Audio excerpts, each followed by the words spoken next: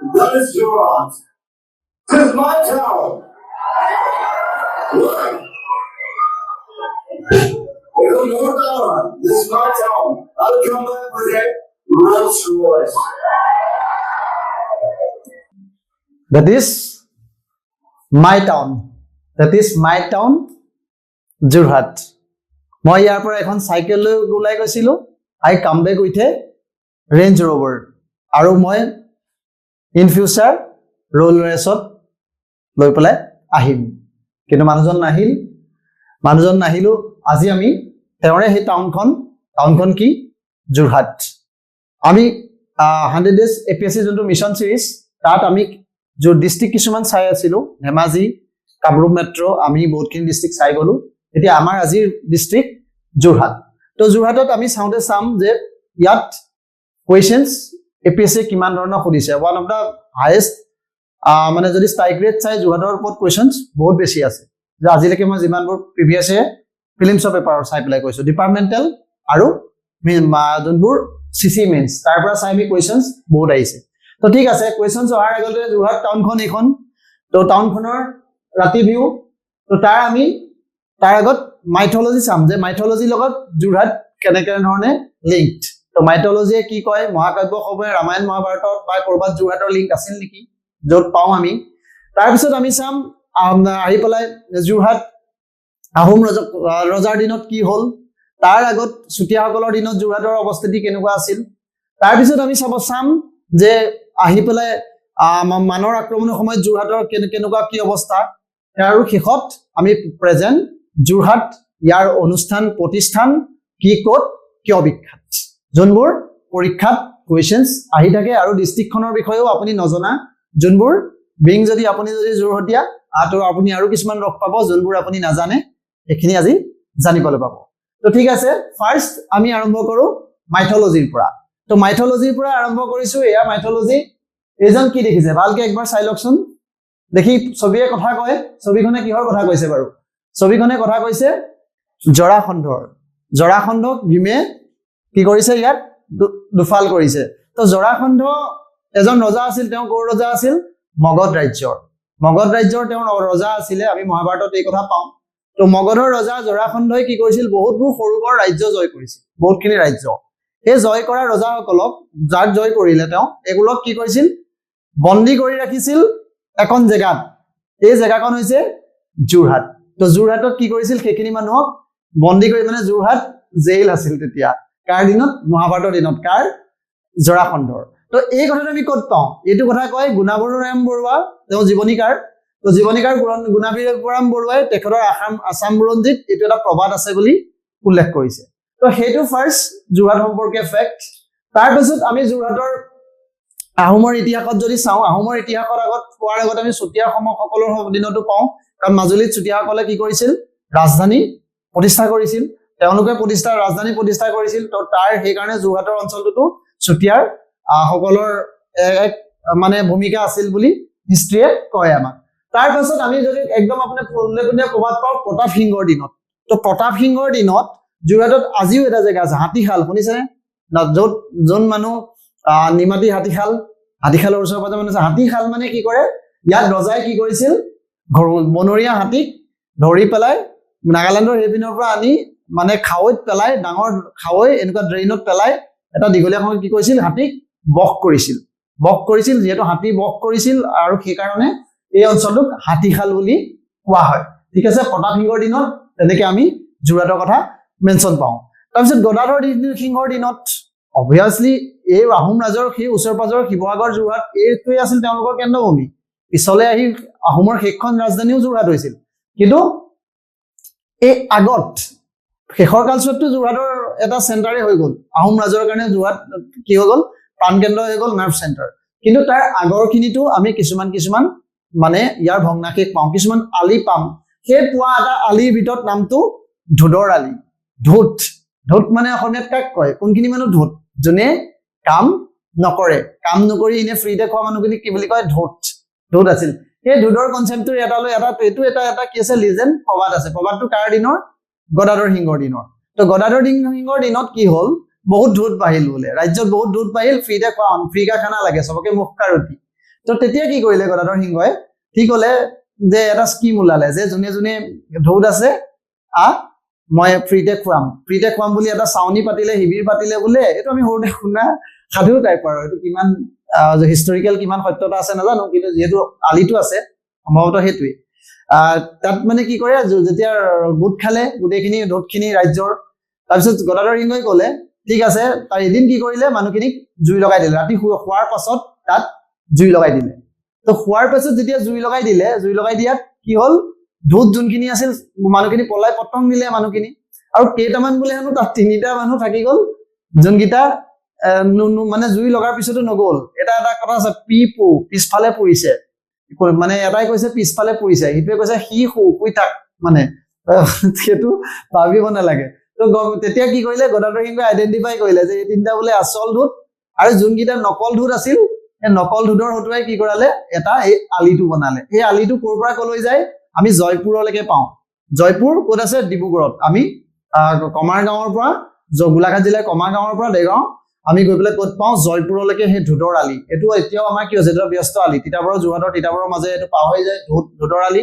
এতিয়া তাৰ আলম আমি ক'ত পাওঁ গদাধৰ সিংহৰ দিনত ইয়াৰ বিষয়ে পোৱা যায় মাজততো চেগা বুৰঞ্জী চলিয়ে থাকে কিন্তু আহি আৰু যোৰহাটৰ বুৰঞ্জী একদম হয় কেতিয়া আহি পেলাই গৌৰীনাথ সিংহৰ দিনত কিন্তু ইয়াৰ ইতিহাস আমি প্ৰমিনেণ্টলি পাওঁ কিয় বিকজ তেতিয়া আহিছিলে কি হৈছিল ৰাজ্যত হ'ল মানৰ আক্ৰমণ যেতিয়া মানৰ আক্ৰমণৰ পাছতো এইটো মানুহ ৰজা কি হ'ল আহোম ৰাজ্যৰ ভেটি থৰক বৰক হ'ল তাৰ আগতে কি হৈছিল মোৱামৰীয়া বিদ্ৰোহ হৈছিল তো মোৱামৰীয়া বিদ্ৰোহৰ পাছতেই কি হ'ল আহি যোৰহাটলৈ কি কৰিলে আহোমসকলৰ শেষ ৰজা গৌৰীনাথ সিংহই ইয়ালৈ স্থানান্তৰ কৰিলে যোৰহাটলৈ ৰাজ্য স্থানান্তৰ কৰিলে তো ইয়াত আহিল তো ইয়াত অহাৰ পাছত তেওঁ কি হ'ল একচুৱেলি কি আছিলে প্ৰথম এখন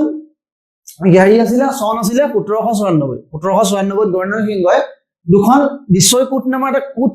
বনালে কোট মানে গম পাইছানে আৰু যোৰহাটৰ সেইকাৰণে প্ৰাচীন নাম দিছৈ পাৰ বুলি কয় দিছৈ নগৰ এটা যোৰহাটৰ ডিষ্ট্ৰিক্ট মানে অঞ্চলো আছে মোৰ ঘৰৰ ওচৰৰ অঞ্চল তো দিছৈ পাৰত কি হয় দিছৈ মানে আৰু ভোগদৈ নদীখনকো দিছৈ বুলি কয় আগত আৰু এটা নাম তাৰ দিছৈ এখন ব্ৰহ্মপুত্ৰৰ উপনৈ ভোগদৈ যোৰহাটৰ মাজেৰে টাউনখনৰ মাজেৰে পাৰ হৈ গৈছে এতিয়া কি হ'ল তাত এটা কোট সজালে কোট মানে কি গম পাই নে এটা দুৰ্গ সজালে এটা তো কোটটো সজোৱাৰ লগতে দুখন তাত বজাৰ বহিল এখনৰ নাম হ'ল মাছৰ হাট বজাৰ আমি অসমীয়া হাট বুলি কওঁ ন ইখনৰ নাম চকীহাট আৰু সেই মাছৰ হাট চকীহাট লগ হৈ যোৰহাট তো সেইটো সম্পৰ্কে এটা ধুনীয়া গান আছে কাৰ মহেন্দ্ৰ হাজৰিকাৰ যোৰহাট জুৰণিৰ ঠাই লাহৰি যোৰহাট জুৰণিৰ ঠাই এনেকে গানটো গায় তাত গোটেই যোৰহাটৰ মাছৰ হাট চকীহাট লগে হৈ যোৰহাট এনেকে গায় গানটো তো তেনেকুৱাকে আমি গোটেই কাহিনী পাওঁ তাৰপিছত সেইখিনি পালো আমি ধৰক মোৱামৰীয়া বিদ্ৰোহৰ পাছত গৌৰীনাথ সিংহই আনিলে তাৰপিছত ব্ৰাহ্মীছ আক্ৰমণ হ'ল ব্ৰাহ্মীছ আক্ৰমণৰ যোৰহাটে চহৰখন ধ্বংস কৰি পেলালে বুলি কয় সেই সময়ত যিখন চহৰ ডেভেলপ হৈছিল চহৰখন মানে কি কৰিলে মানৰ আক্ৰমণে চহৰখন ধ্বংস কৰি পেলালে এইটো কিমান চনত 1817 চনত গৈ তেনেকে কি হ'ল গৈ পেলাই 1819লৈকে আপোনাৰ এইটো চলিলে এইটো জানোৱেই আমি মানৰ মানে উপৰজুপুৰী আক্ৰমণ তাৰপিছত কি হ'ল চন্দ্ৰকান্তৰ 1822 চনত কি হ'ল চন্দ্ৰকান্ত সিংহৰ পৰাজয় হ'ল তো চন্দ্ৰকান্ত সিংহ পৰাজয় হোৱাৰ পাছত কি হ'ল তেতিয়া আৰু জানোৱেই আমাৰ একদম কি আহি গ'ল ফেমাছ ইয়াণ্ডাবু সন্ধি তো ইয়াণ্ডাবু সন্ধি 1824 চনত ইয়াণ্ডাবু সন্ধি মানে কাৰ এন্ট্ৰি কোন মাৰিলে বগা চাহাব মানে কোন ডেভিড স্কট আৰু কোন আহিছিলে ৰিচাৰ্ড কেপ্টেইন ডেভিড আৰু ৰিচাৰ্ড তেওঁলোকৰ কি হ'ল আগমন ঘটিল তো তেওঁলোকৰ আগমনৰ পাছতেই অসম এই মুলুকটো কাৰ লগত সংযোজিত হৈ গ'ল এই আপোনাৰ বেলি মাৰ নোযোৱা ব্ৰিটিছ সাম্ৰাজ্যৰ লগত অসম আনুষ্ঠানিকভাৱে তাৰ পাৰ্ট হৈ গ'ল তাৰ পাৰ্ট হোৱাৰ পাছতে আমি দেখো তাৰপিছত এজন আছিল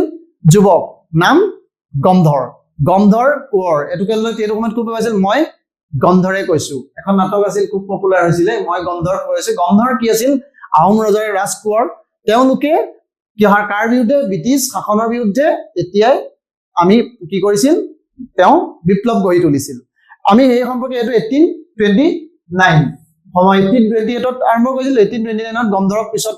তেওঁলোকৰ অৱস্থা নাজল নাথল হ'ল লগৰে তেওঁ সহযোগী পিয়লি ফুকন জিউৰাম ডেকা বৰুৱাক কি কৰিলে ব্ৰিটিছে ফাঁচি দিলে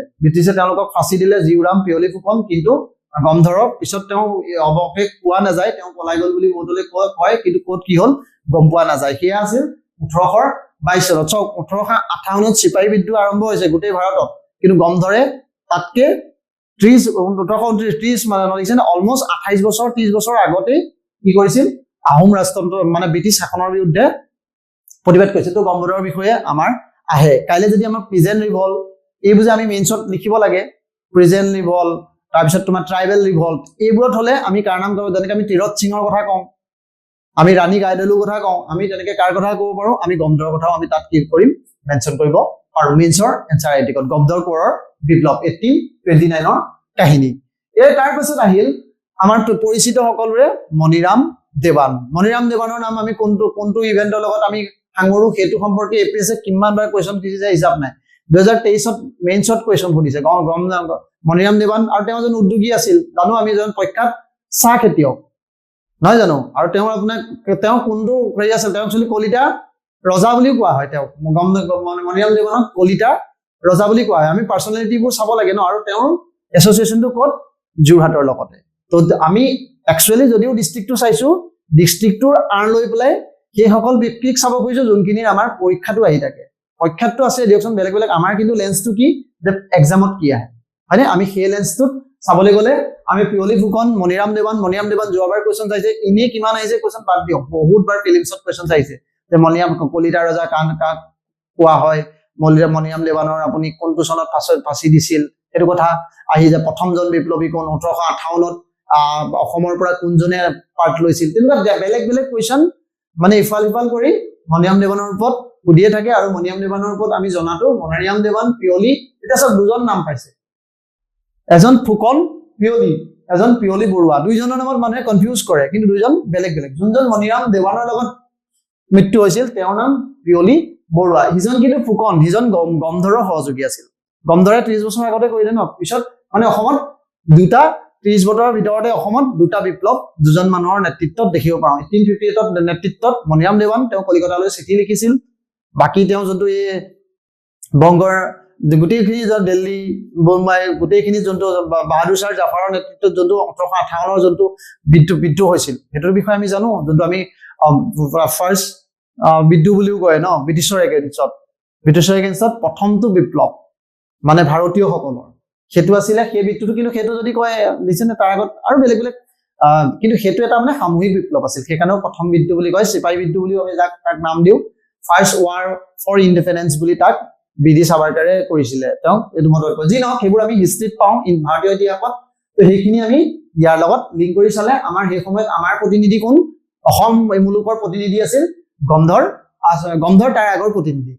কোন, মণিৰাম দেৱান, আৰু তেওঁৰ সহযোগী পিয়লি বৰুৱা, আৰু বহুত বহুত সহযোগী আছিল। কিন্তু সেই গোটেইসকল যোনকেইজন যোৰহাটৰ আছিল, এইকেইজনৰ কথা আমি মনত কৰিছো। তো গমধৰক তেতিয়া তেওঁলোকক মণিৰাম দেৱানক হেৰিয়ক মুকলিকে ফাঁচি দিয়া হৈছিল, এই কথাটো আমি জানো। যেতিয়া এই কথাটো জানো, তাৰপিছত কি হ'ল, এইখিনিতো তাৰপিছত কাহিনী গ'ল, সময় বাগৰিল, ব্ৰহ্মপুত্ৰ মাজেদি বহুত পানী পাই গ'ল, চন পালেগে 1869। তো 1869ত কি হ'ল, শিৱসাগৰৰ এজ এ চাব ডিভিজন হিচাপে যোৰহাটক স্বীকৃতি দিয়া হ'ল। যোৰহাট শিৱসাগৰৰ এটা মহকুমা হ'ল, জিলা শিৱসাগৰ আৰু মহকুমা। আৰু কি হ'ল, 1911 চনত এটা ঘটনা ঘটিল। ঘটনা মানে কি, আৰু কি কৰিলে, যোৰহাটক এটা কি কৰিলে, সদৰ ডিষ্ট্ৰিক্ট হিচাপে ঘোষণা কৰিলে। সদৰ মানে জানে ন, য'ৰ পৰা এতিয়া চাপোজ এতিয়া সদৰ কি, যোৰহাটত তিতাবৰো আছে, যোৰহাটো আছে, কিন্তু যোৰহাট এই যে সদৰ, য'ৰ পৰা ৰাজ্য মানে ডিষ্ট্ৰিক্টখন পৰিচালনা হয়। তো পৰিচালনা হোৱাৰ এই ডিচি অফিচটো মানে য'ত থাকে, আৰু তো সেইটো ক'ত আছিল, আনডিভাইডেড শিৱসাগৰ। তো এইটো কেতিয়ালৈকে চলি থাকিল, বহুত দিন চলি থাকিল, 1987 মানলৈকে চলি থাকিল। 83 আছিলে বোলে, আমাৰ গেছটো ডেটটো পাৰ হৈছো, 83 নে 87ত এইটো কি হৈছিল, আপোনাৰ যোৰহাট মানে নিজে এখন সুকীয়া মানে ডিষ্ট্ৰিক্ট হয়। কিন্তু তাৰ আগত যোৰহাট কি আছিল, অবিভক্ত শিৱসাগৰ জিলা বুলি কয়। অবিভক্ত শিৱসাগৰ জিলাত কি কি আছিলে, যেনেকে অবিভক্ত গোৱালপাৰা জিলা আছে, অবিভক্ত কামৰূপ জিলা, অবিভক্ত মানে লখিমপুৰ জিলা, এনেকে কয় ন। আৰু আমাৰ দেউতাহঁতৰ দিনত কি আছিলে, চাৰ্টিফিকেটবোৰত তেতিয়া জিলা শিৱসাগৰ বুলি আহে, জিলা শিৱসাগৰ। কিয়, তেতিয়া ওলোৱা চাৰ্টিফিকেট, পিছলে এইখিনি কি হ'ল, জিলা যোৰহাট হ'ল। তো যোৰহাট হ'ল 1911 চনত। তাৰপিছত এইটো 83 কি হৈ গ'ল, যোৰহাট সুকীয়া ডিষ্ট্ৰিক্ট হ'ল। এতিয়া যোৰহাট সুকীয়া ডিষ্ট্ৰিক্ট হ'ল, ডিষ্ট্ৰিক্ট হোৱাত মই এইটো অলৰেডি এটা আলিৰ কথা কৈ আহিলো, ধুদৰ আলি, দেখিছেনে, এই ধুদৰ আলিটো ক'ৰ পৰা ক'লে গৈছে কাইলৈ এপিসি কিন্তু আজিকালি স্পেচিফিক কোৱেশ্চন সুধিব লৈছে এটা এটা পপুলাৰ আলি কিয় পপুলাৰ আলি বিকজ এইটো এটা লগত ইতিহাস জড়িত হৈ আছে আহোমৰ ইতিহাস জড়িত আছে অসমৰ যোনটো বংশ ইমান দীৰ্ঘকালীন আন্দোলন কৰিলে তো সেইটো লগত জড়িত হৈ আছে তো গতিকে ই ক'ৰ পৰা আৰম্ভ ক'ত শেষ ডিব্ৰুগড়ৰ পৰা ডিব্ৰুগড়ৰ জয়পুৰৰ পৰা আকৌ জয়পুৰ কি কাৰণে বিখ্যাত জয়পুৰ বৰ্ষাৰণ্য শুনিছেনে জয়পুৰ বৰ্ষাৰণ্য ডিব্ৰুগড়ৰ তো তাৰ পৰা আহি আমি ইয়ালৈকে এই অঞ্চললৈকে এইটো হোৱা দেখা যায় তো এইটো হৈছে ধুদৰ আলি অকল যোৰহাটত আহোমে ধুদৰ আলিয়ে বনালে কি নহয় বহুত গীতা আলি আছে তাৰে এটা আলি চেউনি আলি কোনে সজোৱা জয়ধ্বজ সিংহৰ দিনত তো জয়ধ্বজ সিংহক দিলে আৰু তেজন বৰফুকন আছিল নাম তেওঁ বাদুলি তো বাদুলি বৰফুকনে এইটো কি কৈছিল চেউনি আলিটো সজাইছিল যোৰহাটৰ মানুহে আমি এইটো কথা জানো ধুদৰ আলি কথাটো ক'লোৱে স্বৰ্গদেৱ গদাধৰ সিংহই খনোৱা খৰিকটি আলি বুলি এটা আলি আছে খৰিকটা আলি যদি ৰুদ্ৰসিংহই ৰুদ্ৰসিংহই সজোৱা তেখেতে এইটো বন্ধালে সজোৱা নহয় এইটো বন্ধাইহে তো মৌ বন্ধা আলি তো কমলেশ্বৰ সিংহ এইবোৰ অলপ পিছত কমাবন্ধা আলি স্বৰ্গদেৱ কমলেশ্বৰ সিংহই মালৌ গোহাঁই আলি কোনে এইটো কোনে খলে এগেইন কমলেশ্বৰ মই সদালে তাৰপিছত অকল কি ৰাস্তাইনি যোৰহাটত কিছুমান গড় পায় যেনেকে নুমলীগড় শুনিছে ন এইটো এটা আহোম ৰজাৰ দিনৰ গড় মানে কি হৈছে ফৰ্ট আহোম ৰজাই তেনেকে চাৰিওপিনে ওখ ঢাপ মাৰে দেৱাল দিয়ে তাত পুখুৰী খান্দে এনিৱেত কি কৰি পেলাই এইটো কি কৰে গড় মানে কি বেলেগ যাতে কাইলে শত্ৰুৱে আক্ৰমণ কৰিব নোৱাৰে তাৰ কাৰণে কি কৰে গড় হানে এইটো নামবোৰ শুনো না হাতীগড় এইবোৰ এতিয়া কালক্ৰমে এইবোৰ জেগাৰ নাম হ'ল এতিয়া কিন্তু সেইবোৰ এটা সময়ত আহোম ৰাজৰ এটা কি আছিল সেইবোৰত মানে এটা সুৰক্ষিত স্থান আছিল গড় মানে কি আৰু য'ত সুৰক্ষিত স্থান চাৰিপিনে মানে ভাৰী বজাই থোৱা আছে ওখকে ঢাপ মাৰি থোৱা আছে তো ৰজা থাকিব তাত ডাঙৰ মানুহ থাকিব সেইখিনি মানুহৰ কাৰণে থকা তো হাতীগড় তাৰপিছত আপোনাৰ আছে লাদৈগড় এনেকে ইতিহাস আমি পাওঁ এতিয়া আৰু কিছুমান স্থান আছে এতিয়া কথা হ'ল এইবোৰ কিয় চাই আছো আমি এই কাৰণে চাই আছো পৰীক্ষাত এইবোৰ সুধি দিয়ে ডাইৰেক্ট আজিকালি কুৱেশ্যন স্পেচিফিক হৈছে অসমত আমি কি কৰিব লাগিব অলপ ইনডেপথ ষ্টাডি কৰিব লাগিব যেনেকে এতিয়া আপুনি ধৰক বুঢ়ীগোসানী থান আছে যেনেকে মহামায়া থান ক'ত আছে এইটো সুধি থাকে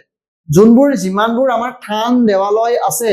সেইবোৰ ক'ত আছে কোন ৰজাই খনাইছিল এইবোৰ জনাটো অত্যন্ত জৰুৰী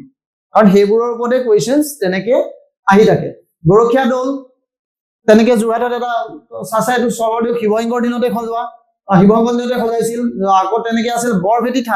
বৰভেটি থানৰ ঐতিহ্যটো আকৌ বেলেগ ধৰণৰ আৰু বহুত মহিমা মণ্ডিতৰ স্থান মানুহে বহুত বিশ্বাস কৰে বৰভেটিৰ ওপৰত বৰভেটি কি হয় বৰভেটিসকল মোৱামৰীয়াসকলৰ লগত জড়িত মোৱামৰীয়াসকলৰ এজন শিষ্য আছিল নাম তেওঁ অষ্টভুজ তো অষ্টভুজে নিৰ্মাণ কৰা সেইকাৰণে এইটোক আপোনাৰ অষ্টভুজ বুলি কয় দেৱতী হয় তেওঁ মাধৱদেৱৰ দেৱতী আছে ঠিক আছে এইটো মোৱামৰীয়াসকলে অষ্টভুজ নহয় এইটো নহয় ঢেকীয়াখোৱা বৰ নামঘৰ অসমৰ এটা ডাঙৰ নামঘৰ আৰু ঐতিহ্যমণ্ডিত নামঘৰ কিয় ঐতিহ্য কাৰ লগত নিৰ্ণয় কৰোঁ আমি গুৰুজনা শ্ৰী মাধৱদেৱৰ লগত মাধৱদেৱে ঢেকীয়াখোৱা নামঘৰ প্ৰতিষ্ঠা কৰিছিল তো মাধৱদেৱে ঢেকীয়াখোৱা নামঘৰ প্ৰতিষ্ঠা কৰিছিল আৰু তেতিয়া তেওঁ এগৰাকী অক্ষয়বন্তি জ্বলাই গৈছিল অক্ষয়বন্তি মানে জানেনে তেতিয়া এগছ চাকি জ্বলালে এই চাকি গছ আজি 490 বছৰ নে 93 বছৰ যিমান বছৰ হ'ল তেতিয়াৰ পৰা মাধৱদেৱৰ দিনৰ পৰা চাকি গছ জ্বলাই থৈ আছে তো সেইকাৰণে ঢেকীয়াখোৱা আৰু বহুত ডাঙৰ নামঘৰ মানুহে ভিজিট কৰে বৈষ্ণৱসকলৰ কাৰণে এইটো প্ৰাণকেন্দ্ৰ আৰু এইটো যোৰহাটতে আছে তো এইটো ঢেকীয়াখোৱা নামঘৰ ক'ত আছে এপিএছচি কুৱেশ্যনছ সুধিছে তাৰপৰা ডিপাৰ্টমেণ্টেল কোনোবা এটা পৰীক্ষাত সুধিছে তো ডিপাৰ্টমেণ্টেল সোধাবোৰো আহিব পাৰে তাত এখন শালপি আছে বহুত পুৰণা তাৰপিছত বুঢ়ীগোসানী দেৱালয় থলৈ গ'লৈ আহোম ৰাজবংশসকলৰ যোনটো শেষ মানে অজিত নাৰায়ণ সিংহ শেষ এতিয়াও যোৱাৰ মানে আছিল শেষলৈকে তো তেওঁলোকৰ বংশধৰসকল মানে আহোমৰ শেষৰ ৰাজবংশকেইটাৰ বংশধৰসকল এই বুঢ়ীগোসানী দেৱালয়ৰ ওচৰ পাজৰতে জড়িত গৰখীয়া দলৰ কথা মই ক'লো শান্তি আশ্ৰম অসম বংগীয় মঠ বুলি কয় এইটো একদম ব্ৰহ্মপুত্ৰৰ দাঁতি কাষৰত আছে এটা টুৰিষ্ট প্লেচ কিন্তু শান্তি আশ্ৰম মানে বহুত পপুলাৰ কিয় বিকজ তেওঁলোকে আগত প্ৰাইম মিনিষ্টাৰ বাজপেয়ীও ইয়াত ভিজিট কৰিছিল তো সেইটো লৈ মানে পপুলাৰ আছে অসম বংগীয় মঠ বুলি কয় কিন্তু এইটো মানে মানুহ চাবলৈ যায় এতিয়া সেইখিনি চালো যোৰহাটত কিছুমান পুখুৰী আছে এতিয়া ৰজাৰ দিনৰ পুখুৰীবোৰ যেনেকে আমি শিৱসাগৰৰ পুখুৰীকেইটা চালো আমি সহজমাৰ পুখুৰী কথা ক'লো তেনেকে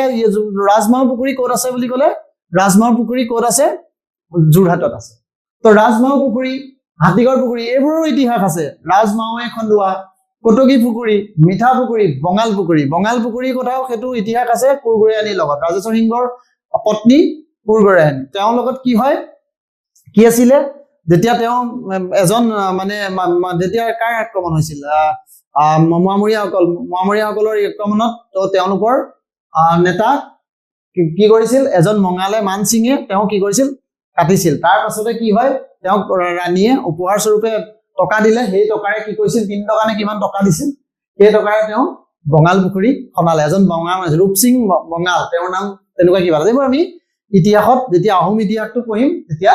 ভালকে চাম কিন্তু এইখিনি অৱশেষখিনি ক'ত পাওঁ যোৰহাটত আছে যে হাতীগড় পুখুৰী কটকী পুখুৰী মিঠা পুখুৰী বঙাল পুখুৰী ইয়াৰ ৰাজমাও পুখুৰীটোৰ মই গুৰুত্ব অধিক যেন দেখো কাৰণ চন্দ্ৰকান্ত সিংহই আৰু শেষৰ কিজন ৰজাই খনাইছিল তো গোহাঁই পুখুৰী কুঁৱৰী পুখুৰী বলিয়া গোহাঁই মানে এজন তেওঁ আহোম ৰাজগোহাঁই আছিলে তেওঁ নাম বলিয়া গোহাঁই তেওঁ খন্দোৱা সেইকাৰণে বলিয়া গোহাঁই পুখুৰী তো সেইকেইটাৰ মোৰ নালাগে বাৰু বহুতো বেছি ইম্পৰ্টেণ্ট কিন্তু তথাপিও আমি চাব লাগে কিন্তু সেইকেইটাতকে বেছি ইম্পৰ্টেণ্ট কেইটামান বস্তু আছে ইয়াত এতিয়া মৈদাম বুলি ক'লে আমি কি মনলৈ আহে যে চৰাইদেউ শিৱসাগৰ মৈদাম মানে চৰাইদেউৰ কথাই আমাৰ মনলৈ আহে শিৱসাগৰ ডিষ্ট্ৰিক্ট বা চৰাইদেউ ডিষ্ট্ৰিক্ট এতিয়া চৰাইদেউ বুলি ক'লে বিশ্ব ঐতিহ্য ক্ষেত্ৰ মৈদাম কিন্তু তাত যোৰহাটত এটা ডাঙৰ মৈদাম আছে ডাঙৰ মৈদাম কি হয় কাৰ মৈদাম অসমীয়া সহ্যবীৰ্য লাচিতৰ মৈদাম লাচিতৰ মৈদাম ক'ত কৰা হৈছে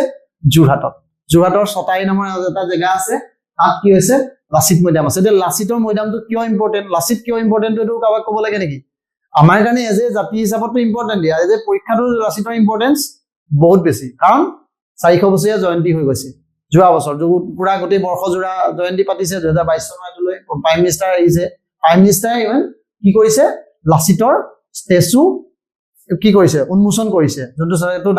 ডাঙৰ ষ্টেচু উন্মোচন কৰিছে তো গতিকে সেইটো নিউজত এনি টাইম আছে যদি 2 বছৰৰ আগত নিউজত আছে তেতিয়াও আমি লাচিত জয়ন্তী আমি জনাটো জৰুৰী ঘপককে কিবা এটা কাৰণত নিউজত আহি যাব তাৰপিছত কি হ'ব আমাৰ পৰীক্ষাত অহাৰ চান্স বহুত বেছি হয় আৰু তেনেকে পুৰন্দৰ সিংহ আমি পুৰন্দৰ গোহাঁই আমি পাইছো না পুৰ্ণানন্দ পুৰন্দৰ সিংহ নহয় পুৰন্দৰ সিংহটো ৰজা পুৰ্ণানন্দ আহোম বুৰঞ্জী এটা Lachit statue prime minister Narendra মোদীয়ে এইটো কি কৰিলে এইটো হলুংপাৰ অঞ্চল বুলি কয় এই অঞ্চলটো এতিয়া চাওক আৰু কেইটামান গড়কেইটা অলৰেডি মই যে ক'লো কাৰ দিনত সজাইছিলে এইটো আপোনাৰ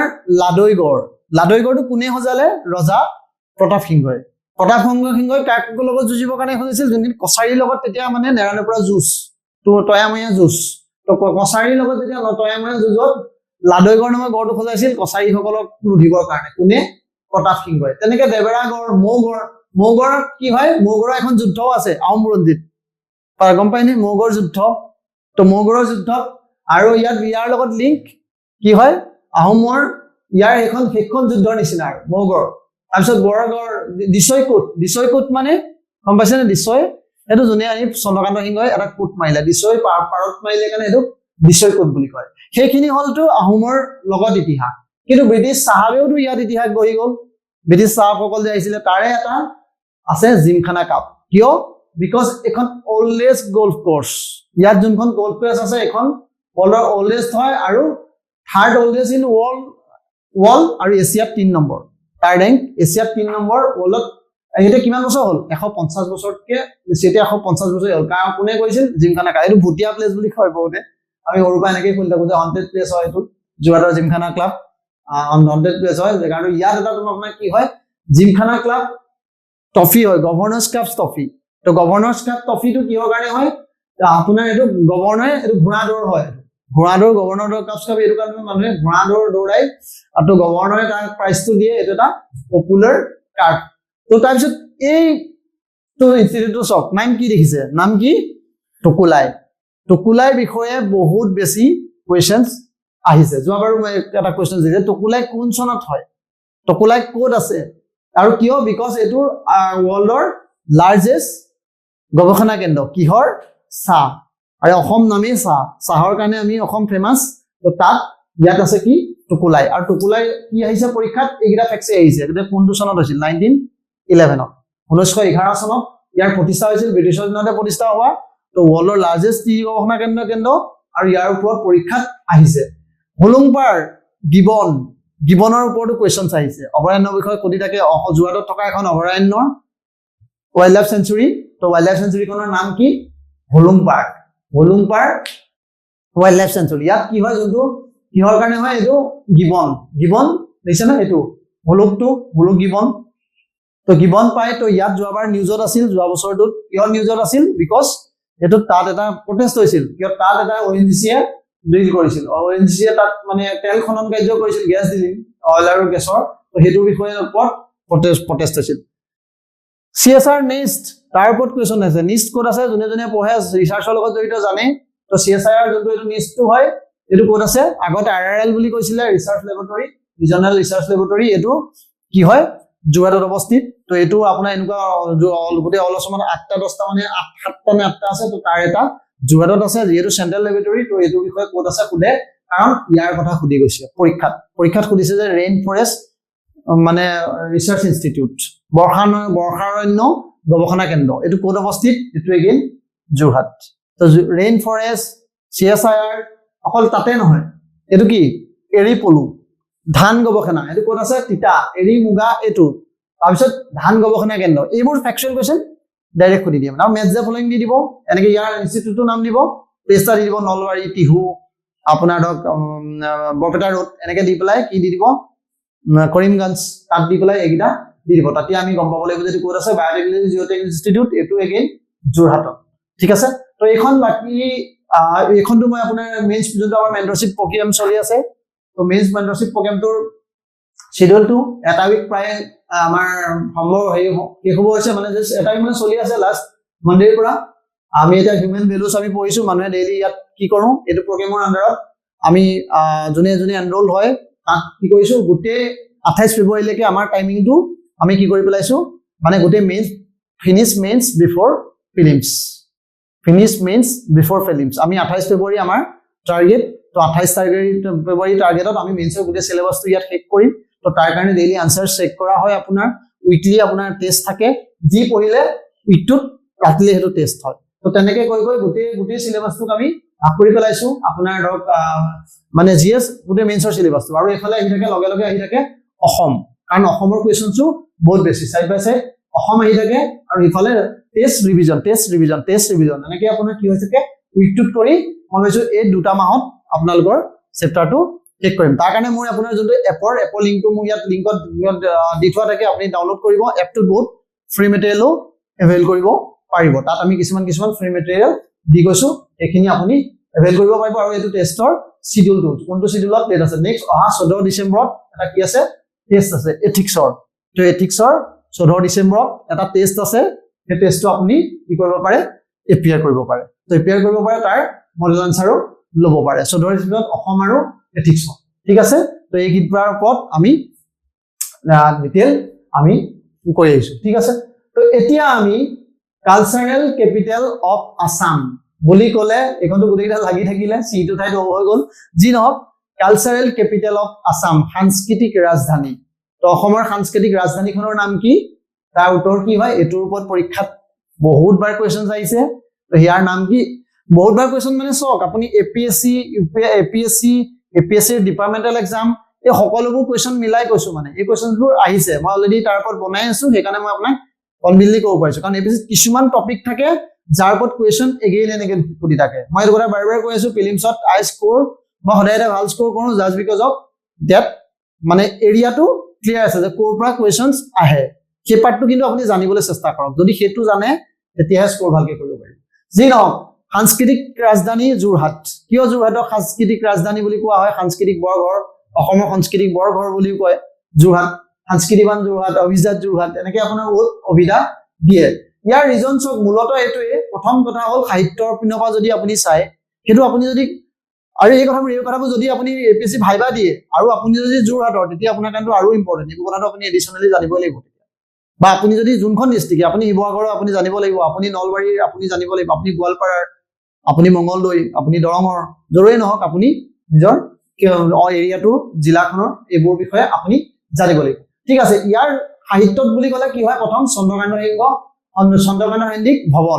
সন্দিক ভৱনটো কিহৰ কাৰণে ফেমাছ এইটো অসম সাহিত্য সভাৰ কি হয় মুখ্য কাৰ্যালয় এইটো অসম সাহিত্য সভা ইয়াৰ পৰাই পৰিচালিত হয় আৰু কেতিয়াৰ পৰা এইটো 1826 চন তো 1826 চনত তো ইয়াৰ অকল এইটোৱে ইতিহাস নে অসমৰ প্ৰথমখন দৈনিক বাতৰি কাকত সেইবোৰৰ ওপৰত কোৱেশ্চন আহে যে কোনখন বাতৰি কাকত এতিয়া অৰুণোদয়টো প্ৰথমখন সেইখন বাতৰি কাকত অৰুণোদয় যোনখন শিৱসাগৰৰ পৰা প্ৰচাৰ হৈছিলে অৰুণোদয় আপোনাৰ এজন বেপ্টিষ্ট চাহাবে মিছনীসকলে যোনটো অৰুণোদয় আমাৰ প্ৰথম অসমীয়া বাতৰি কাকত কিন্তু ডেইলি বাতৰি কাকত কাকতখন হৈছে দৈনিক বাতৰি কাকতখনৰ নাম হৈছে যোনখন ডেইলি ৰেগুলাৰ লোৱা এইখন প্ৰথম এইখন ইয়াৰ পৰাই কি হৈছিল প্ৰচাৰ হৈছিল তাৰ উপৰি পিছত ইয়াত যদি পিছত আহে ইতিহাসবোৰ আপুনি দেখিবই পিছৰ ইতিহাসবোৰ অসম ভাষা যোৰহাট সাৰ্বজনিক সভা যোৰহাট থিয়েটাৰ ছ'চাইটি এনেকুৱা ধৰণে আৰু কিছুমান আপোনাৰ যোনবোৰ কুৱেশ্যনছ সুধিবলগীয়া ইতিহাস যোৰহাটত আছে সেইবোৰ আমি হিষ্ট্ৰীত যেতিয়া পঢ়িম আমি খালি এতিয়া উনুকিয়াই গৈছো বাকি এইখিনি নোটেবল পাৰ্চনছ খিনি কথাত আমি পৰীক্ষাত অহা নাই কিন্তু তথাপি এজে যোৰহতীয়া বা আপুনি এজে সন্মুখ জ্ঞান হিচাপে যদি জানিবলৈ হয় তেতিয়া নতুনৰ পৰা এতিয়া জুবিন গাৰ্গৰ পৰা শংকুৰাজলৈকে প্ৰস্তুতি পৰাশৰৰ পৰা আদি কৰি বহুতখিনি কি হয় অভিধা বিপত্তি তাত আছে এইজন হৈছে কোন কৃষ্ণকান্ত সন্দিক তো কৃষ্ণকান্ত সন্দিকৈ এটা অসমৰ কি হয় পাতস্মৰণীয় নাম তেওঁৰ বিষয় লৈ নতুনকৈ একো ক'ব নালাগে তো আমি অসমৰ ইতিহাস নহয় মানে তেওঁ মানে এজন পণ্ডিত মানে এজন জ্ঞানী মানুহ হিচাপে তেওঁ কি কৰা হয় গণ্য কৰা হয় আৰু তেওঁৰ আমি ডিটেইল আমি জানো যে কৃষ্ণ তেওঁ কি আছিল প্ৰথমজন কি হয় তেওঁ যোৰহাট জেবি কলেজৰ তেওঁৰ প্ৰথমজন প্ৰিন্সিপাল আছিলে তো তেনেকে তেওঁ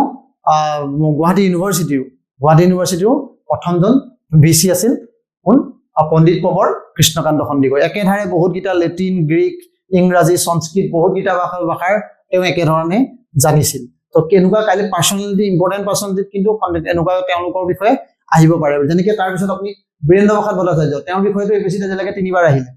বীৰেন্দ্ৰ প্ৰসাদ ভট্টাচাৰ্য এইবাৰ মেইনছত কুৱেশ্যন আহিছে কিয় কাৰণে বিকজ এইবাৰ কুৱেশ্যন ইনডাইৰেক্টলি আহিছে যে জ্ঞানপীঠ বঁটা পোৱা এজন সাহিত্যিকৰ বিষয়ে ডিটেইল লিখল তাৰ ইপিচিত 2020 পেপাৰখনত চাওক মই পেপাৰখন দেখুৱাই দিব পাৰিলে ভাল আছিলে মই দেখুৱাই দিলোঁ নেক্সট ক্লাছত কি হয় তাত 2020 মোৰ মনতে আছে কাৰণ এইখিনি মই চাৰ্চে কৰি আছো পেপাৰবোৰ ক'ৰ পৰা কুৱেশ্যন আহে সেইটো জনাটো ইম্পৰ্টেণ্ট ন তো তাত আহিছিল কি হয় মৃত্যু সাহিত্য কি বঁটা পোৱা জ্ঞানপীঠ বঁটা পোৱা তিনিজনৰ নাম দিছিল মাননীয় ৰচন গোস্বামী নীলমণি ফুকন আৰু এখেতৰ নাম বীৰেন্দ্ৰ কুমাৰ ভট্টাচাৰ্য তো বীৰেন্দ্ৰ কুমাৰ ভট্টাচাৰ্যৰ বিষয়ে আমি তেখেতে যিহেতু জ্ঞানপীঠ বঁটা পাই গৈছে তেওঁ অসমৰ গৌৰৱ আছিল তো সেই সম্পৰ্কত তেওঁৰ ডিটেইল জনাটো দৰে হীৰেণ ভট্টাচাৰ্য কবিসকলৰ দেখিছেনে অমূল্য বৰুৱা অপৰি কবি কাক কয় এইবোৰো পৰীক্ষাত আহে তো গণেশ গগৈ কি হয় তেওঁৰো ইতিহাস ক'ত পোৱা যায় যোৰহাটত তেওঁলোক পৰিচিত ক'ৰ যোৰহাটত তেওঁলোক যোৰহাটত জন্ম বা কোনোবা যোৰহাটত জন্ম বা কোনোবা তাতে ডাঙৰ দীঘল হোৱা অমূল্য বৰুৱাৰ আমি কবিতাবোৰ আমি ক'ত পাওঁ আমি অমূল্য বৰুৱাৰ কবিতা ইভেন আপুনি এছেট লিখিব পাৰে খুব ধুনীয়া কবিতা থাকে তেওঁ সেইখিনি যেতিয়া আপুনি আমি GS5ৰ টো লিখিব পাৰোঁৱে আৰু যে আমি কি কৰিব এছেট তেওঁ কবিতা দি আৰম্ভণি কৰিব মোৰ আছে ভৱিষ্যতৰ ওপৰত পুষ্ঠ ৰঙা ওপৰত চকু মোৰ আছে ভৱিষ্যতৰ ওপৰত বিশ্বাস ভুলকে গাইছো মই কিন্তু তেনেকুৱাকে কি আছে তেওঁৰ কবিতাবোৰ বহুত পপুলাৰ ইভেন CM নিজৰ বাজেট স্পীচত কি কৰে অমূল্য বৰুৱাৰ কবিতা মানে সাঙুৰে আৰু সেই কবিতাটোৱে মই এছেট লিখিছিলোঁ এছেট লিখি মই এছেট ভাল মাৰ্কছ পাইছিলোঁ তো এনেকুৱাকে আপুনি পাৰিব পাৰে এইবোৰ যোৰহাটৰ লগত নীলমণি ফুকন আমিতো ক'বই নালাগে তেখেতৰ কথা মিত্ৰদেৱ মহন্ত এজন চিনাকি মুখ ক'ৰ চিৰ চেনেহী মোৰ ভাষা জননী কেতিয়াবা শুনিছেনে এইটো কি হয় চিৰ চেনেহী মোৰ ভাষা জননী এইটো গানটো কাৰ লগত গানটো জড়িত অসম সাহিত্য সভাৰ যোনটো থিম চং এই থিম চংটোৰ লেখকজন কোন আপোনাৰ মিত্ৰদেৱ মহন্ত তেওঁৰ বিষয়ে দেখিছেনে মাইগভ আছাম ফেচবুক পেজটো ফলো কৰি ল'ব তাত বহুত ফেক্টছ আহে যোনবোৰ APSC ডাইৰেক্ট ধৰণে কি হয় লিংক কৰিব পাৰে আপুনি সেইবোৰ কুৱেশ্যন MCQত আহি যাব আপুনি কাইলৈ এইবোৰ কুৱেশ্যন আপুনি কালচাৰৰ ৰিলেটেড কিবা থাকিলে লিখিব পাৰিব অসমীয়া ভাষাৰ কথা কিবা সুধিলে কালি মিত্ৰদেৱ মহন্তৰ কথা নিলিখিলে জানো সেইটো সম্পূৰ্ণ হ'ব লিখিব লাগিব মিত্ৰদেৱ চিৰ চেনেহী মোৰ ভাষা জননী তো এইটো তেওঁ গানটো তেওঁ লিখক কম্পোজ আছিল তো Radhakanta Barua first MA of Assam এইবোৰ কেতিয়াবা দিয়ে ফাৰ্ষ্ট চিভিল সাৰ্ভেণ্ট কোন ফাৰ্ষ্ট BA কোন ফাৰ্ষ্ট IS কোন প্ৰথমজন আপোনাৰ চিভিল জাজ কোন সুপ্ৰিম কোৰ্টৰ কোন হাই কোৰ্টৰ কোন এইখিনি আমি তাতো ৰাধাকান্ত হেমেন প্ৰসাদ বৰুৱা তেওঁ কি হয় হেমেন প্ৰসাদ বৰুৱা এজন প্ৰখ্যাত চাহ খেতিয়ক কাইলৈ আপুনি মেথ দা ফলোইঙত নাম দি দিব যেনেকৈ আপোনাৰ এতিয়া অৰূপ কুমাৰ দত্তৰ বুক দি থাকে অৰূপ কুমাৰ দত্ত দি পেলাই কাইলৈ তোমাক কি দি দিব পাৰে হেমেন প্ৰসাদ বৰুৱা দি দিব এইপিনে দি দিব চাহ খেতিয়ক মণিৰাম দেৱান দি দিব মানে 10 কিবা এটা দি দিব আৰু কোনোবা এজন মানুহ দি দিব যোনকেইজন মানুহৰ নাম আপুনি জনাটো জৰুৰী কাৰণ পুৰণি মানুহখিনি এই মানুহখিনিক চিনি পায় এইখন প্ৰখ্যাত পদ্মশ্ৰী বঁটা পাই থৈছে এতিয়া যাদৱ পায়ং তো আমি কি পাওঁ তেওঁৰ এখন মোলাই ফৰেষ্ট বুলি আছে সেইখনো আপোনাৰ ক'ত আছে যোৰহাটত মোলাই কাঠনি যোৰহাটত আছে তো সেইটো হৈছে যাদৱ পায়ং তো যাদৱ পায়ঙৰ বিষয়েও আমি বাকি এখন তৰুণ গগৈ এইখিনিতো আমি জাস্ট জানিবৰ কাৰণে পৰীক্ষাৰ সংক্ৰান্তত ইমান ইম্পৰ্টেণ্ট নহয় কিন্তু পৰীক্ষাৰ সংক্ৰান্তত again important Assam agriculture university কি ইম্পৰ্টেণ্ট সুধি থাকে কোনটো চনত এষ্টাব্লিছ হ'ল আপুনি চাব কুৱেশ্যন বাৰে বাৰে আহে গুৱাহাটী ইউনিভাৰ্চিটি 1948ত এইবোৰ আহি থাকে যে অসমৰ ওমেন ইউনিভাৰ্চিটিখন ক'ত আছে অসমৰ ওমেন ইউনিভাৰ্চিটিখন আছে ওমেন ইউনিভাৰ্চিটি যোৰহাটত তো তেনেকুৱাকে কুৱেশ্যন আজিকালি সুধি থাকে যে এখন ক'ত আছে দেখি লাগিব সহজ কিন্তু নোৱাৰিব যদি হেৰি হয় জে বি কলেজ ইউনিভাৰ্চিটিটো হ'ল এইটো জানো বৰপাত্ৰকুটি তো এতিয়া এইখিনি জনাৰ উপৰিও এনেকুৱাবোৰ জানিব নালাগে আৰু যোৰহাটত কেইটা ৰেভিনিউ চাৰ্কেল আছে ব্লক আছে এইবোৰ পৰীক্ষাত নাহে কিন্তু সেইবোৰ আপুনি কোনে জানিব লাগে এইটো অকল যদি আপুনি যোৰহাটৰ তেতিয়া জানিব লাগে কিয় বিকজ কাইলৈ যদি আপুনি ভাইবা দিব ভাইবা এই কুৱেশ্যনটো আপোনাৰ আহিব পাৰে আপুনি এইটো যে তোমাৰ ইয়াত কি কেইটা ব্লক আছে কি আছে এইবোৰ ৰেভিনিউ চাৰ্কেল কি আছে এইটো কিন্তু পৰীক্ষাত আহে 219টা যে ব্লক আছে কেইটা ব্লক আছে এইটো এপিএছচি আগতে বহুতবাৰ সুধিছে কেইটা ব্লক আছে কিমানটা ৰেভিনিউ চাৰ্কেল আছে অসমত কিমানটা ৰেভিনিউ চাৰ্কেল আছে কিমানটা ব্লক আছে সেইবোৰ উদে কিন্তু তো সেইবোৰ আমি দেখিয়ে গম পাব এইবোৰ ফিলিমছত কুৱেশ্যন আহে এনেকুৱা ধৰণে তো এনেকুৱা ধৰণে আমি এক্সপেক্ট কৰিব লাগিব তো এনাউন্স ক্লোজাৰ অফ 36 ৰেভিনিউ ঠিক আছে এতিয়া আৰু এটা কুৱেশ্যন সুধে যে বৰ্ডাৰ এৰিয়া মই যোৱাবাৰ এইটো ট্ৰেন্ড দেখিছো ট্ৰেন্ডটো কি এখন বোলে অসমৰ মেপ ন জিম কৰক আৰু বেয়া হৈছে অসমখন এখন ধৰক অসমৰ মেপ এতিয়া আপুনি এনেকৈ কয় যে এই বাক্সা এৰিয়াত কোনে কোনে কোনখন বোলে নেপালৰ লগত কোনখন ডিষ্ট্ৰিক্টে অসমৰ টাচ কৰি আছে সুধিব পাৰে তেনেকৈ নাগালেণ্ডে যোৰহাটৰ লগত টাচ কৰি আছে আৰু বাকী কেইখনমান নাগামণি ডিষ্ট্ৰিক্টৰ লগতো যোৰহাটে টাচ কৰি আছে দি দিব আপোনাক কেইখন ডিষ্ট্ৰিক্টৰ লগত আপুনি কাইলৈ যেতিয়া এইটো আপুনি মেপিংটো চাব ন মেপিং অকল ইজৰাইলৰ মেপিং চাই থাকি লাভ নাই ইয়াত এনেকুৱাকো আমি মেপিং চাব লাগিব যে নাগালেণ্ডত কোনখন নাগালেণ্ডৰ লগত মণিপুৰৰ লগত অসমৰ কোনকেইখন ডিষ্ট্ৰিক্টে বৰ্ডাৰ শ্বেয়াৰ কৰে তাত দি দিব ষ্টেটমেণ্টত আজিকালি কিন্তু কুৱেশ্যনবোৰ তেনেকুৱা যেনেকৈ এতিয়া বাক্সাই কোনকেইখনৰ পৰা কাটি উলিওৱা হৈছিল দিয়ে ন তাত বাক্সাই ভূটানৰ লগত কোনখন ষ্টেটে বৰ্ডাৰ শ্বেয়াৰ কৰে তো তেনেকুৱা ধৰণে আমি কি কৰিব লাগিব পঢ়াটো ডেভেলপ কৰিব লাগিব ঠিক আছে তাৰপিছত এতিয়া লিটাৰেচি ৰেটত কি কৰে ইনক্ৰিজিং ডিক্ৰিজিং অৰ্ডাৰ সজাব দিয়ে এতিয়া এইটো নুসুধে পাৰে পৰীক্ষাত যে যোৰহাটৰ লিটাৰেচি ৰেটটো কিমান তো যোৰহাটৰ লিটাৰেচি ৰেটটো নুসুধে কিন্তু ইনডাইৰেক্টলি কুৱেশ্যন কেনেকৈ সোধে যে লিটাৰেচি ৰেটৰ সংখ্যাত হেৰিয়ত সজোৱা ক্ৰমান্বয়ে ইনক্ৰিজিং ডিক্ৰিজিং অৰ্ডাৰ সজাব প্ৰথম দিলে কামৰূপ মেট্ৰ তাৰপিছত দিলে ধুবুৰী তাৰপিছত দিলে ডিব্ৰুগড় কিন্তু আপুনি এইটো গম পাব লাগিব যে এজ পাৰ চেন্সাছ যোৰহাট কি হয় ছেকেণ্ড লিটাৰেট চিটি 2001 চনৰ মতেতো 1 আছিলে 2001 চনৰ মতেতো ৰেংক 1 আছিলে কিন্তু 2011 চনৰ পৰা যোৰহাট কি হয় যোৰহাটৰ লিটাৰেৰী ৰেটটো 90.12% নে কিমান পাৰ্চেণ্ট মানে 90%ৰ এবভ যোৰহাটৰ শিক্ষিতৰ হাৰ এইটো কেতিয়া এজ পাৰ চেন্সাছ 2011 নতুন চেন্সাছ হোৱা নাই এতিয়ালৈকে 21 হ'ব লাগিছিল কিন্তু নহল এতিয়া কি হ'ল কি চলি আছে সেইকাৰণে আকৌ নেক্সট ইলেকশ্যন নহয় আমাৰ ইলেকশ্যনটো মানে এপিএছচি ইলেকশ্যন এপিএছচি পৰীক্ষাৰ কথা কৈছো চিচি ইলেকশ্যন তো চিচি ইলেকশ্যনত আকৌ 2011 কথাই চেন্সাছৰ কথা সুধিয়ে থাকে তো চেন্সাছৰ কথা সুধিলে আপুনি এইটো গম পাব লাগিব যে যোৰহাট কি হয় লিটাৰেৰী ৰেটত 2 তো 2টো গম পালেহে আপুনি সেইটো অৰ্ডাৰটো চেঞ্জ কৰিব পাৰিব কাইলৈ দি দিব এইখন দিয়া পচিবিলিটি বহুত থাকে ন কাইলৈ মাজৰ এখন নিদিয়ে আৰু যোনখন 23 নম্বৰ 22 নম্বৰ আছে কিন্তু থাকিলেও আপুনি প্ৰথম 1 2 3 আৰু লাষ্টখন জানক ধুবুৰীৰ নাম জানক যদি ধুবুৰী একৰ শেষত আছে গম পাইছে তো গতিকে এইকেইটা জনাটো জৰুৰী ঠিক আছে তো 2001 চনৰ মতে যোৰহাট কি আছিলে মোষ্ট লিটাৰেট ষ্টেটটো চেন্সাছৰ ওপৰতো দিয়ে তো 2001 চনৰ ফিগাৰটো দিও কিবা এটা আমাক দি দিব পাৰে তো এইটো বিষয়ে আমি জনা তো যোৰহাটৰ যোনটো মিউজিয়াম ষ্টেডিয়াম আছে এইটো যোৰহাটৰ ওল্ডেষ্ট ষ্টেডিয়াম অফ আছাম এনেকুৱা ধৰণৰ ফেক্টচু কুৱেশ্যন আহিব পাৰে যোনটো যোৰহাটৰ ষ্টেডিয়াম এইটো ওল্ডেষ্ট ষ্টেডিয়াম অফ আছাম চবতকৈ পুৰণি ষ্টেডিয়াম আৰু এটা আছে ফানি ফেক্ট এতিয়া আমি জানোনে ইকনমিক্স যেতিয়া পঢ়ো আমি ইকনমিক্সত HDI নামটো শুনিছেনে HDI হিউমেন ডেভেলপমেণ্ট ইনডেক্স হয়নে HDI এইটো শুনিছেনে হিউমেন ডেভেলপমেণ্ট ইনডেক্স আমি এইটো নীতি আয়োগে কৰে তেনেকৈ আমাৰ ইণ্ডিয়াৰ এটা ৰেংক দিয়ে এইটো জানো ন আমাৰ HDI ৰেংকটো পোৱা হ'লে কি এনেকুৱা হয় কি হয় আমি ইকনমিক্সত পঢ়ো এটা ইণ্টাৰেষ্টিং ফেক্ট আছিলে 2014 চনত অসম গভৰ্ণমেণ্টে নিজাকে এটা HDI সাৰ্ভে কৰাইছিল হিউমেন ডেভেলপমেণ্ট ইনডেক্স কি হয় অসম গভৰ্ণমেণ্টে আৰু এইটো ৰিপৰ্ট ৱেবছাইটত আছে ইয়াৰ গোটেই ডিটেইল ৰিপৰ্টটো ৱেবছাইটত আপুনি পাব তো ৱেবছাইটত HDI মানে কাৰ সূচাংকটো আইডেন্টিফাই কৰিছিল যে কাৰ কি এইবোৰ কাইলৈ আমি মেইনছত লিখিব পাৰোঁ মানে মই এইকাৰণে কৈ আছো মেইনছত যেতিয়া কুৱেশ্যন লিখিম HDI কথাই আমি তাত লিখিব পাৰিম আৰু মেইনছৰ নহ'লে আৰু প্ৰিলিমছতো ডাইৰেক্ট কি হ'ব পাৰে কুৱেশ্যনছ আহিব পাৰে এতিয়া HDI আমাৰ যোৰহাটৰ মতে এটা ফানিয়েষ্ট ফেক্টটো হৈছে যোৰহাটৰ মানুহখিনি মষ্ট হেপিয়েষ্ট মানুহ বোলে হেপিয়েষ্ট মানুহ তাত এটা ফেক্ট আছে যোৰহাট পিপল মষ্ট ছেটিছফাইড মানে হেপিয়েষ্ট নহয় ছেটিছফাইড পিপল আৰু পাৰ কেপিটাটো আফটাৰ কামৰূপ মেট্ৰ' যোৰহাটৰ ৰেংক 2 হয় আৰু বাকী ডাটাবোৰতো আপুনি চালে তেতিয়া কেতিয়াবা দেখিব কেতিয়াবা গেছ মাৰিবলৈ অলপ ইজি হয় নাজানিলে আপুনি দেখিব যে ওচৰ পাজত থাকে এই ডিষ্ট্ৰিক্টখন তো সেইটো কাৰণে ইভেন আৰ্বানাইজেশ্যনতো এইবাৰো আহিছিল কুৱেশ্যনটো যে যোৰহাটৰ আৰ্বানৰ ৰেটটো কি এই লাষ্ট কুৱেশ্যন এই 2024 এপিচিড আহিছে যোৰহাটৰ নাম আহিছে না